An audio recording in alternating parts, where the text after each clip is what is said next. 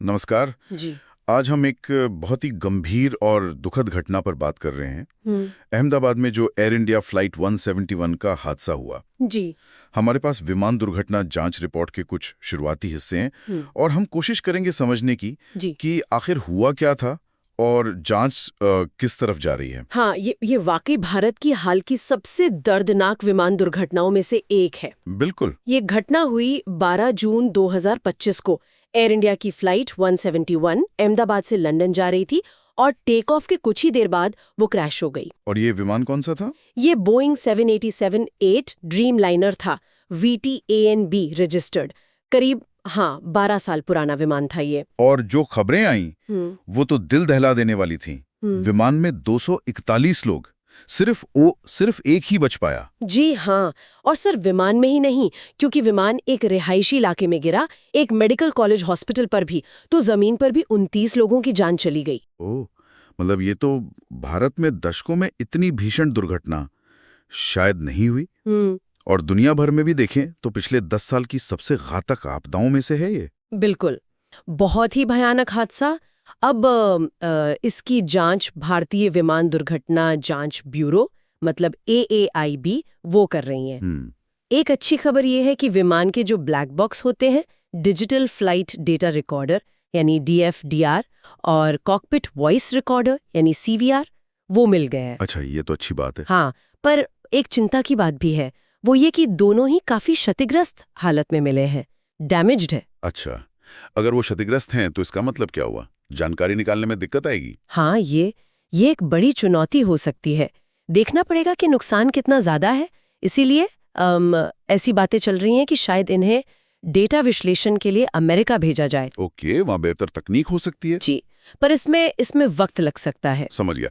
तो खैर, शुरुआती जांच में कुछ पता चला है, कोई सुराग? देखिए, एक बहुत महत्वपूर्ण संकेत मिला है। क्रैश से ठीक पहले विमान का रैम एयर टर्बाइन, जिसे RAT कहते हैं, वो एक्टिवेट हो गया था। RAT ये क्या होता है? ये विमान का एक आप कह सकती हैं इमरजेंसी पावर जनरेटर जैसा होता है। ये तब चालू होता है जब या तो मुख्य इंजन फेल हो जाए या फिर पूरी की पूरी बिजली सप्लाई बंद हो जाए। मतलब या तो इंजन बंद हो गए थे या पूरी इलेक्ट्रिकल सप्लाई ठप। पर क्या ऐसा होता है, मतलब दोनों इंजन एक साथ फेल होना? ये तो नहीं, आधुनिक विमानों में, खासकर इस तरह के बड़े विमानों में, दोनों इंजनों का एक साथ फेल होना ये बहुत ही दुर्लभ, मतलब रेयर माना जाता है। अच्छा।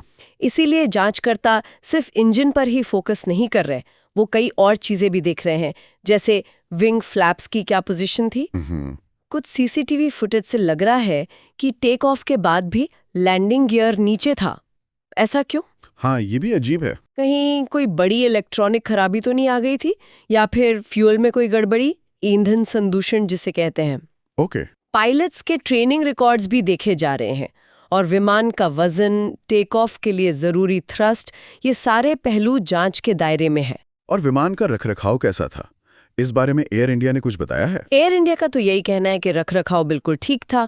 उनके मुताबिक दाहिने इंजन का ओवरहॉल मार्च 2025 में हुआ था और बाएं इंजन का निरीक्षण अप्रैल 2025 में। मतलब हादसे से कुछ ही महीने पहले। जी, और उनका कहना है कि उड़ान से पहले किसी भी समस्या की कोई रिपोर्ट नहीं थी।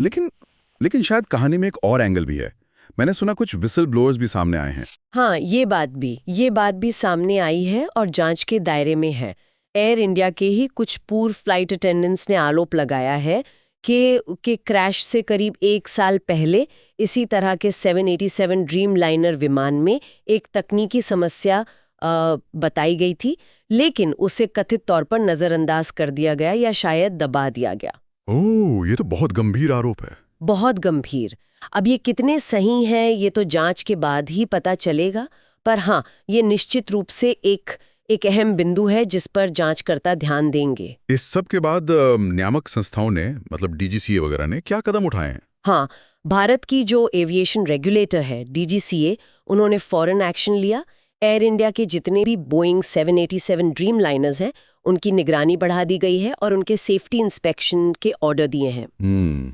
एयर इंडिया ने भी एक एहतियात के तौर पर अपनी कुछ इंटरनेशनल उड़ानें टेम्परेरीली कम कर दी हैं। अच्छा। और देखिए, इस पूरी तस्वीर में एक और बात है जो ध्यान देने लायक है। क्या? इस दुर्घटना से कुछ ही महीने पहले मार्च 2025 में एक संसदीय समिति की रिपोर्ट आई थी, और उस रिपोर्ट में भारत में एविएशन सेफ्टी और दुर्घटना जांच की जो क्षमताएं हैं, उनके लिए फंडिंग की कमी और कुछ सिस्टम में गड़बड़ियों की तरफ इशारा किया गया था। मतलब फंडिंग की कमी और सिस्टम की दिक्कतें, ये भी एक फैक्टर हो सकता है। हाँ, ये पहलू भी जांच के दौरान जरूर देखा जाएगा कि क्या इसका कोई अप्रत्यक्ष संबंध हो सकता है। तो मतलब मामला वाकई बहुत पेचीदा लग रहा है। एक तरफ तो ये तकनीकी सुराग है, जैसे RAT का एक्टिवेट होना, जो शायद इंजन या पावर फेलियर की तरफ इशारा कर रहा है। जी। दूसरी तरफ रख रखाव पर सवाल हैं, विसल ब्लोअर के आरोप हैं, और फिर ये सिस्टम से जुड़े मुद्दे जैसे फंडिंग की कमी। जांचकर्ताओं के सामने तो कई परतें हैं खोलने के लिए। बिल्कुल सही कहा आपने। जांच अभी बहुत शुरुआती दौर में है। किसी भी नतीजे पर पहुंचना अभी जल्दबाजी होगी, और इसमें काफी वक्त लग सकता है। लेकिन सोचने वाली बात यह है कि इस दुखद हादसे की पूरी सच्चाई सामने लाने में क्या-क्या चुनौतियां होंगी, और उससे भी जरूरी, भविष्य में हवाई यात्रा को और सुरक्षित बनाने के लिए हम इस घटना से क्या सबक सीख सकते हैं। ये कुछ सवाल हैं जिन पर हमें आगे भी नजर रखनी होगी। बिल्कुल, इन सवालों के जवाब मिलना बहुत जरूरी है। ऐसी ही और वीडियोस के लिए सब्सक्राइब करें हमारा चैनल कब टू हेवन। मिलते हैं नेक्स्ट वीडियो में। जय हिंद, जय भारत।